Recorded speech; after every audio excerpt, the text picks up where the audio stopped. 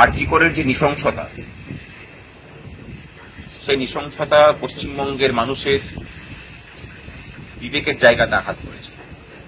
মানুষ পথে নেমেছে, স্বতঃস্ফূর্তভাবে নেমেছে, সমস্ত রকম দলীয় রাজনীতিকে বিসর্জন দিয়েই নেমেছে। কিন্তু মানুষ যে শুধুমাত্র আরজি করের বিচারের চাওয়ার মধ্যেই সীমাবদ্ধ থেকেছেন তা নয়।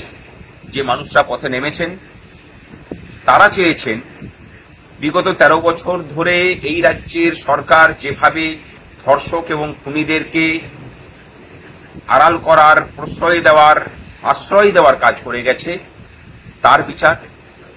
মানুষ বিচার চেয়েছেন প্রাতিষ্ঠানিক দুর্নীতির, মানুষ বিচার চেয়েছেন সামগ্রিক যে জঙ্গল রাজত্ব চলছে তার।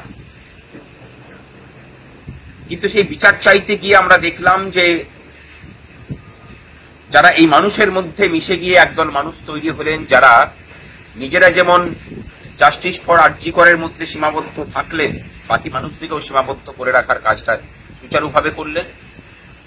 ঠিক একই রকম ভাবে আমরা অবাক হয়ে দেখলাম যে সরকারের সর্বোচ্চ মানুষও পথে নামলেন জাস্টিস ফর আরজি কর, উই ওয়ান্ট জাস্টিস বলে।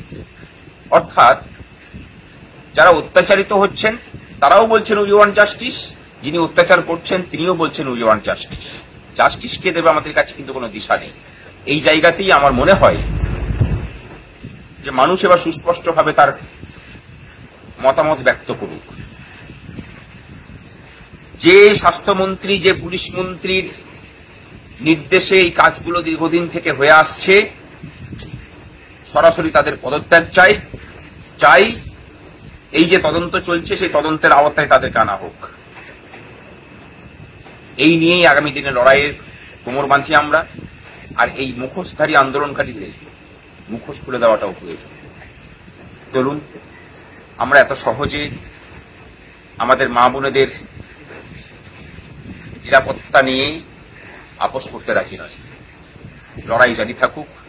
আগামী 1 তারিখ বেলা 1টার সময় শিয়ালদা স্টেশনে দেখা হোক, আমাদের দেখা হোক র্যাকেট রাজ সমাপ্তির লক্ষ্যে।